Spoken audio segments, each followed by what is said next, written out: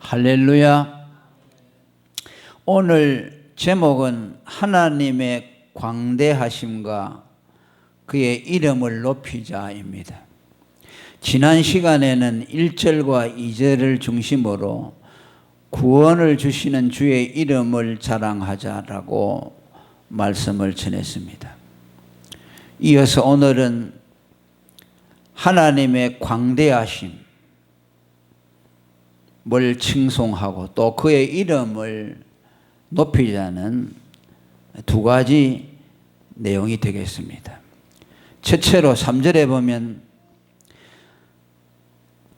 나와 함께 여호와를 광대하시다 하며라고 했습니다. 여호와를 광대하시다라고 말했는데 이 광대하다는 말은 하나님이 크시고 영화롭다라는 뜻입니다. 그래서 하나님의 크심과 영광을 찬송하자는 뜻입니다. 크다는 말은 우리가 상상할 수 없을 정도죠. 우리가 하늘을 쳐다보면 얼마나 하늘이 광대합니까?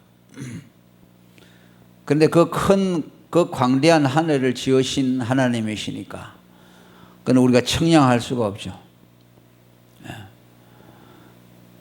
이 세상의 피조물도 우리가 측량할 수가 없는데 그것을 지으신 창조주이신 하나님은 얼마나 크시고 광대할 것인가.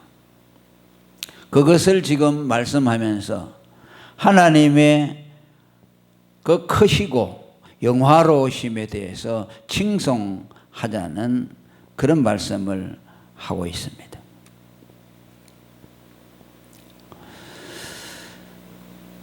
그리고 함께라는 말씀이 나옵니다. 나와 함께 여호와를 광대하시다 하며 또 후반절에 보면 함께 그 이름을 높이자라고 말씀합니다.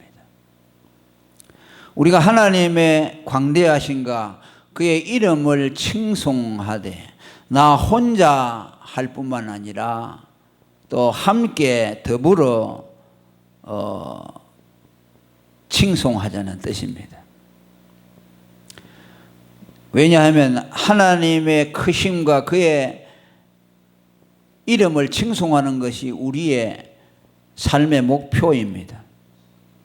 하나님이 우리를 구원하신 목적도 그의 영광을 찬송하도록 하기 위해서라고 성경은 말씀합니다. 그렇기 때문에 우리는 우리를 구원해 주신 하나님의 위대하심과 그의 이름을 끊임없이 높여 드려야 합니다. 숨겨 놓아서는 안 된다는 말이죠. 끊임없이 그것을 알리고 또 나 혼자만이 아니라 더불어서 함께 하나님의 광대하심과 그의 이름을 칭송해야 합니다. 누가복음 19장 40절에 보면 예수님이 예루살렘 입성할 때 나귀를 타고 오셨죠. 그때 사람들이 겉옷을 펴서 길을 만들어 주시고 또 종려나무 가지를 흔들면서 호산나라고 찬송했죠. 그때 제자들이 그 사람들을 만류하면서 조용히 하라고 했죠. 그런데 예수님이 뭐라 그랬습니까? 이 사람들이 잠잠하면 돌들이 소리 지르리라 라고 했습니다. 그러니까 예수님은 당신을 찬송하는 사람들을 기뻐하셨다는 말씀. 잠잠하면 안 된다는 거죠. 이 사람들이 만일 잠잠하면 돌들이라도 소리를 지를 것이다. 그러니까 모든 피조물들의 존재하는 목적은 하나님의 위대하심과 그의 영광스러운 이름을 찬송하는 데 있습니다. 오늘 우리를 구원하신 목적도 거기에 있습니다. 그래서 우리는 끊임없이 하나님의 위대하심과 또 그의 거룩하신 이름을 찬송해야 합니다. 그러면 어떻게 우리가 하나님의 영광, 그의 크심을 또 그의 이름을 칭송할 수가 있습니까? 그것은 죄인을 구원하신 하나님의 구원의 역사를 알리고 칭송하는 것을 통해서 하나님의 광대하심과 그의 이름을 높일 수가 있는 겁니다. 유대인들이 하나님을 높이는 내용은 하나님의 창조를 말하면서 하나님을 높이는 것을 좋아합니다. 하나님이 모든 만물을 창조하셨다. 그래서 그 창조의 역사를 통해서 하나님의 위대하신 그 역사를 높여내는 겁니다. 물론 그것도 하나님을 높이는 일이 되겠죠. 하나님이 얼마나 크시고 위대한가.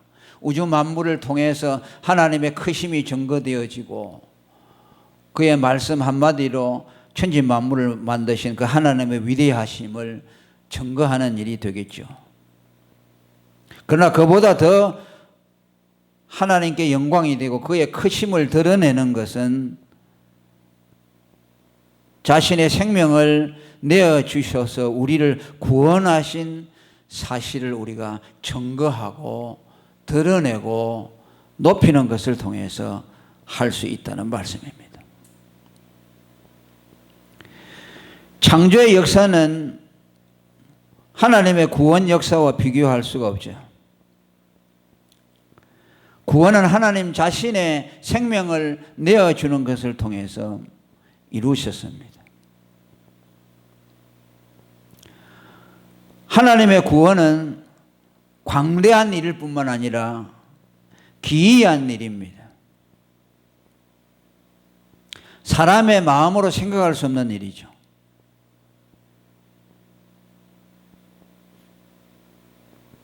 그래서 성경이 구원을 말할 때는 기이한 일이라는 수식어를 항상 붙입니다. 시편 107편에 보면 하나님의 구원을 인생에게 행하신 기이한 일이라고 노래합니다. 하나님이 구원하신 일을 인생에게 행하신 기이한 일이다라고 표현했습니다. 2절에 보면 여호와께 구속함을 받은 자는 이같이 말할지어다 라고 쭉 말씀하면서 8절에 보면 여호와의 인자하심과 인생에게 행하신 기이한 일 그것을 찬송할지어다. 15절에도 반복되고 있고 21절에도 반복되고 있고 31절에도 똑같은 말씀이 반복됩니다. 하나님이 인생을 구원한 일을 그의 기이한 일이라고 말하며 그 기이한 일을 인하여 그를 찬송하라고 말씀합니다. 구원보다 기이한 일이 없다는 말씀이죠. 히브리 2장 3절에는 구원을 큰 구원이라고 말씀합니다. 하나님이 행하신 일 가운데서 구원만큼 큰 일이 없다는 말씀이죠. 하나님이 인간의 몸을 입고 와서 십자가에 자신을 내어주는 것을 통해서 우리를 구원했기 때문에 이보다 위대한 일이 없죠. 유대인들은 창조가 제일 큰 일이에요. 창조 이상 하나님께 큰 일은 없어요. 그러니까 그들은 창조만 강조하는 거예요. 안식일을 지킬 때도 6일 동안의 물질 세계를 만들고 완성하신 그 날을 안식일로 치고 있죠. 우리는 죄인을 구원하기 위해서 하나님이 사람의 몸을 입고 오셔서 십자가에 죽으시고 구속을 완성하고 부활하신 그 날을 우리는 주의 날로 지키고 있습니다. 그것을 더 크게 여긴다는 것이죠. 그래서 우리가 하나님의 광대하심과 그의 이름을 칭송하는 것은 그가 우리에게 베풀어 주신 구원의 놀라운 일들을 말하고 자랑하고 선포하는 것을 통해서 하나님의 위대하심을 사람들에게 나타낼 수가 있는 겁니다. 우리는 이 일을 감당해야 한다는 말씀입니다. 그리고 함께 그 이름을 높이세라고 3절 하반절에 말합니다. 하나님의 이름을 높인다 하는 말은 그의 이름을 높이는 것을 통해서 하나님이 높임을 받기 때문입니다. 하나님은 우리에게 당신을 높이라고 주신 수단이 뭔가 그분의 이름입니다. 그분의 이름을 높이는 것을 통해서 그분을 높이는 거죠. 그분의 이름을 의지할 때에 그분을 높이는 것이 됩니다. 그분의 이름을 찬송하게 될 때에 그분을 높이게 됩니다. 그분께 기도하는 것을 통해서 그의 이름을 높이는 겁니다. 그의 이름을 높이면은 그의 모든 것을 높이게 됩니다. 그의 이름을 높인다는 말을 보다 정확하게 말하면은 그의 이름에 합당하게 높인다는 뜻입니다. 그의 이름에 걸맞게 그의 이름을 높인다는 뜻입니다. 왜? 그의 이름을 높인다고 하면서 그 이름에 걸맞지 않게 높이는 것은 오히려 그 이름을 욕되게 하는 것이죠. 그래서 성경에는 이름의 영광을 돌리라고 할 때 하나님의 이름을 높이고 그분의 이름의 영광을 돌릴 때 그분의 이름에 합당한 영광을 돌리라. 그분의 이름에 합당하게 그 이름을 찬송하라고 말합니다. 시편 29편 2절, 96편 8절, 역대상 16장 29절 등에 반복해서 말씀하고 있습니다. 그의 이름에 합당한 가치를 돌려야 되는데 그의 이름에 걸맞도록 그의 이름을 높여야 된다. 그죠? 그러려면은 그의 이름에 가치로운 것을 연결시켜야 되겠죠. 그의 이름을 높이려면은 가치로운 것을 그 이름과 연결 지어야 되겠죠. 100원짜리 가치가 되는 것을 그 이름에 연결 지으면은 하나님의 이름은 100원짜리 가치가 되고 억만금의 가치가 되는 것을 그 이름에 연결 지으면은 그 이름이 억만금의 가치가 있게 되겠죠. 그러면 하나님의 이름이 가장 높임을 받는 방법, 그의 이름에 걸맞는 가치의 칭송은 무엇일까? 그것은 그의 이름으로 우리에게 제사함을 주는 것입니다. 그의 이름으로 구원해 주는 것입니다. 그의 이름으로 우리에게 영생을 주는 것이고 그의 이름으로 하나님의 자녀가 되는 것. 그의 이름을 믿으면 제사함을 받는다. 그의 이름을 믿으면 구원을 받는다. 그의 이름을 믿으면 영생을 얻는다. 그의 이름을 믿으면 하나님의 자녀가 된다라고 그 이름을 말할 때에 그 이름은 그만큼 가치가 발휘된다는 말씀입니다. 그 이름은 예수 그리스도라고 성경은 말씀하죠. 이름을 예수로 하라. 이는 자기 백성을 저희 죄에서 구원할 자이십니다.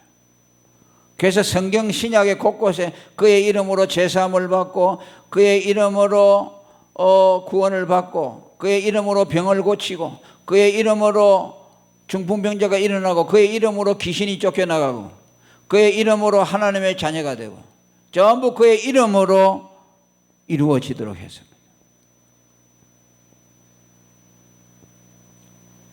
그러니까 우리가 주님의 이름을 높일 때 어떻게 하면 높일까?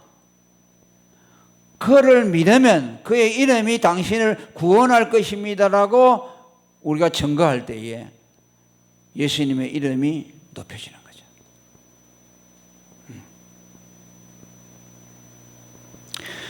예수를 믿으면 하나님의 자녀가 됩니다라고 말할 때에 그 이름이 높여지는 것이죠. 그러니까 복음을 전하는 것은 사람을 구원하는 일인 동시에 예수님의 이름을 높이는 일이 되는 거예요. 예수만 믿기만 하면 당신은 구원받습니다. 예수 이름이 뭔데 믿기만 하면 구원받느냐? 예수 이름이 그만큼 존귀해지는 거죠.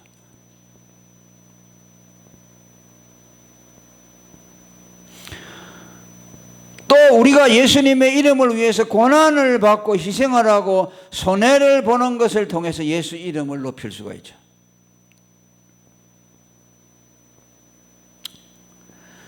우리가 예수님의 이름을 위해서 우리의 목숨을 바치는 것은 무엇을 말할까요? 예수님의 이름과 우리의 목숨을 맞바꾸는 것이죠.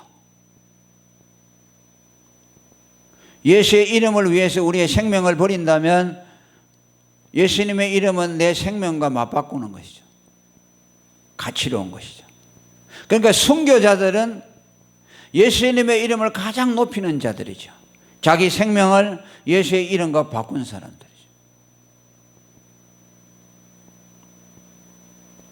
구약의 선지자들이 주님의 이름을 위해서 고난받은 것을 야고보 5장 10절에 말씀합니다. 구약의 선지자들은 오시리라고 하신 메시아 그리스도를 증거하는 것을 통해서 고난을 받았죠. 죽임을 당했습니다. 주님의 이름으로 예언한 선지자들을 고난과 인내의 본보기로 삼아라.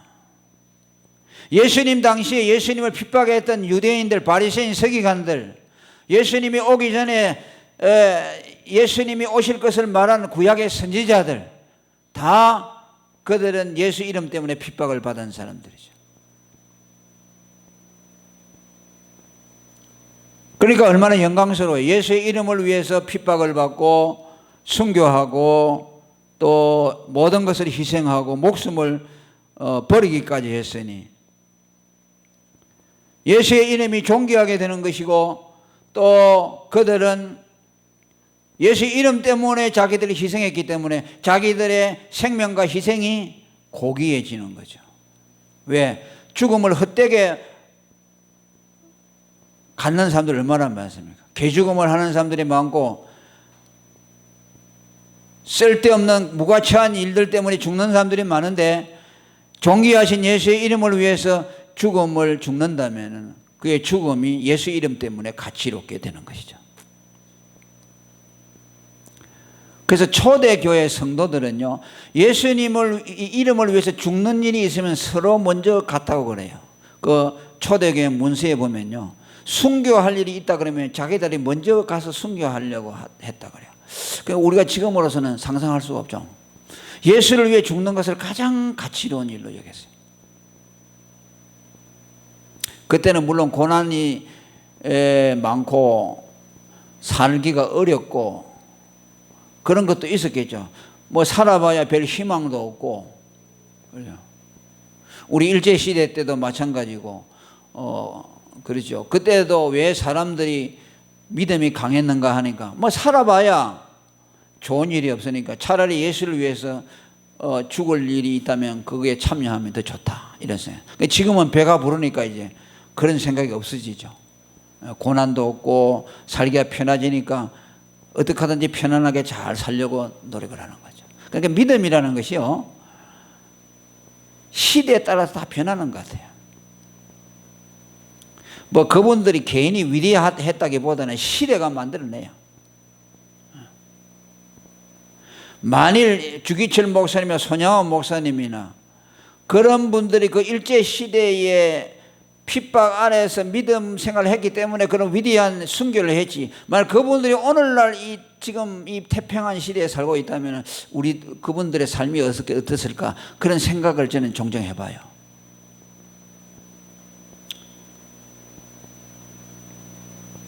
그러니까 예수님의 제자들도 예수님의 이름을 위해서 능력받는 일을 기뻐한다고 했어요. 사도행전 5장 41절에 사도들은 그 이름을 위하여 능력받는 일에 합당한 죄로 여기심을 기뻐했다고. 사도행전 2장 13절에 사도 바울은 나는 주 예수의 이름을 위하여 결박을 받을 뿐 아니라 예루살렘에서 죽을 것도 각오했다고 말씀합니다. 그들이 예수 이름 때문에 능력을 받고 결박을 받고 죽임을 당하는 것까지 각오했다 하는 것은 그들은 예수 이름을 굉장히 높였죠. 자기 목숨과 예수 이름을 맞바꾸게 된 것입니다. 그런데 이 세상 사람들이 볼 때는 어리석은 일이죠. 세상 사람들이 볼 때는 예수의 이름을 위해서 희생하고 자기 목숨을 버리는 것은 광신자로밖에 보일 수 없겠죠. 그들은 종교라는 것은 인간을 위해서 있는 것이지 인간이 종교를 위해서 있느냐. 예수를 믿으면 예수 믿어서 유익을 얻어야지 예수를 위해서 자기의 목숨을 희생하는 것은 바보짓이라고 생각하죠. 왜 그렇습니까? 그들은 예수 이름의 가치를 알지 못하기 때문이죠. 우리는 그걸 알잖아요. 우리가 어떻게 구원 얻었습니까? 예수 이름으로 구원받았잖아요. 예수님이 하나님이 사람의 몸을 입고 와서 우리를 위해 십자가에 죽으시고 대속을 완성하고 그 완성한 대속을 예수의 이름에다가 담아놨어요. 그래서 누구든지 그 이름을 부르기만 하면 구원을 얻을 수 있도록 했죠. 그러니까 그 이름 때문에 내가 구원을 받았으니까 그 이름이 우리에게 생명과 같은 것이죠. 우리를 영원한 형벌에서 지옥의 심판에서 우리를 건져냈기 때문에 그 이름 때문에 내 존재가 가능하게 된 거죠. 예수의 이름이 내게 없었다면 나는 버러지와 같이 살다가 그저 불구덩이에 떨어지겠죠. 그러니까 예수 믿는 사람에게 예수님의 이름이라는 것은 모든 것 중에 모든 것이죠. 모든 세상 천하보다도 더 귀한 것이죠. 그러니까 그 이름을 소중하게 여기고 그 이름을 칭송하는 거죠.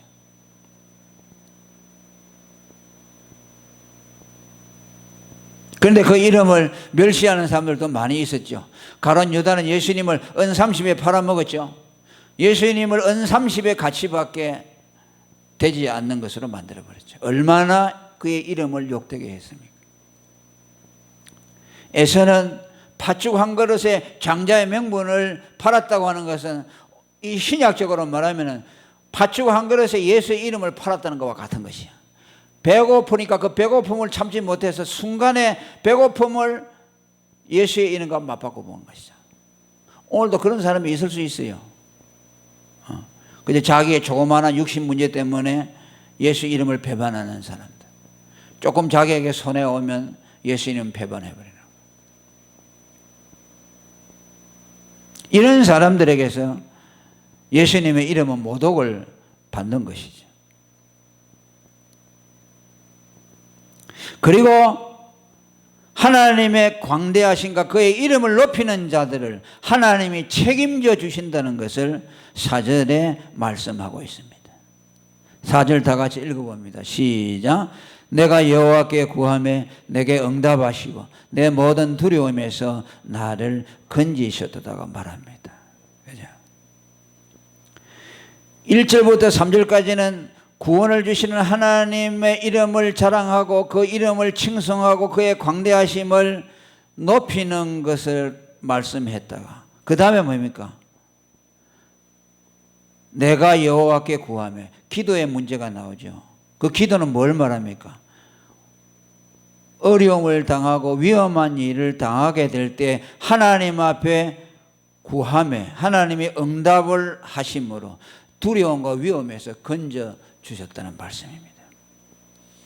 이것은 하나님의 이름을 높이며 사는 자들에게도 때때로 어려움이 올 수 있다는 것을 말씀하는 것이고 또 그것 때문에 하나님께 기도하면 하나님이 그 기도를 통해서 두려운 일들에서 건져 주신다는 것을 말씀합니다.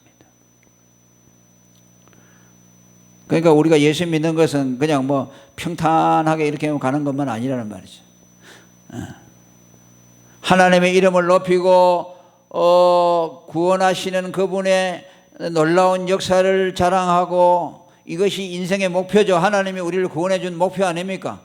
그렇게 살아가는데도 여전히 우리는 기도할 제목이 생겨나는 것이고 어려움에서 하나님 앞에 그것을 건져달라고 간구하는 일들이 일어난다. 그것은 이 세상에서 피할 수 없는 일이죠. 육신을 가지고 있고 또 이 세상이 모든 것이 다 하나님의 공의대로만 이루어지지 않고 여러 가지 환경 속에서 우리는 어려움을 당하게 되는데 그러한 경우에 하나님의 이름을 높이고 그의 이름을 자랑하는 성도들을 반드시 하나님이 보호해 주시고 건져 주신다는 것을 말씀합니다. 왜 그렇습니까?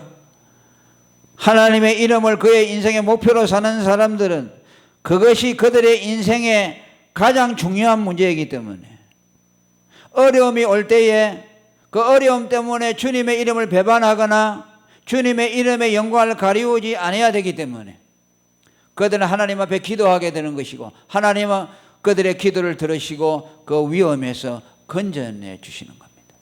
그래서 그들이 하나님을 향해서 진실한 믿음을 계속해서 견지할 수 있도록 해 주신다는 말씀입니다.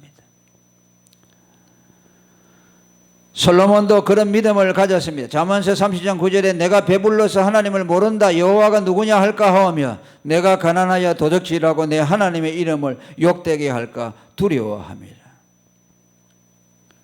솔로몬이 믿음이 충만할 때 쓴 말씀이죠. 솔로몬의 신앙의 중심도 하나님의 이름이죠. 하나님의 이름을 배반하지 않고 하나님의 이름을 욕되게 하지 않는 것이 그의 믿음의 목적이라는 것이죠.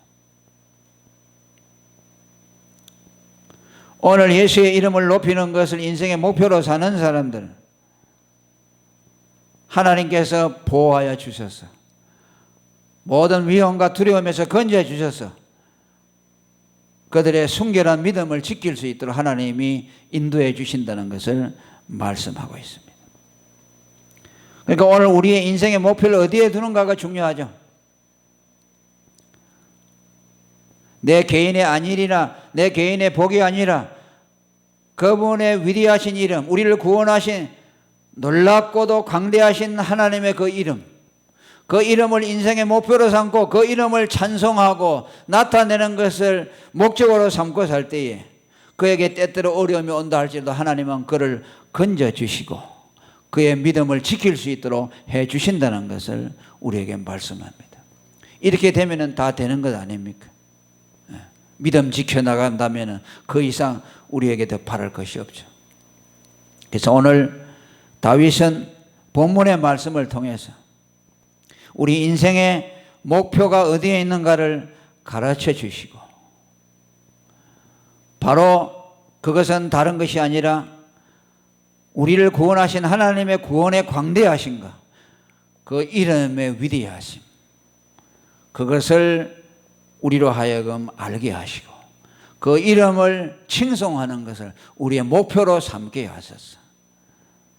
우리에게 주어지는 일어나는 모든 일들 가운데서도 그 믿음을 계속해서 지켜나갈 수 있도록 우리를 보호하여 주시고 건져주신다는 것을 말씀하고 있습니다. 그래서 오늘 저와 여러분들도 이 다윗과 같은 이런 목적을 가지고 그분이 우리를 구원해 주신 그 구원의 광대하심과 그분의 이름의 위대하심을 칭송하고 그 이름을 증거하고 자랑하는 일에 진력하는 저와 여러분이 되기를 축원합니다.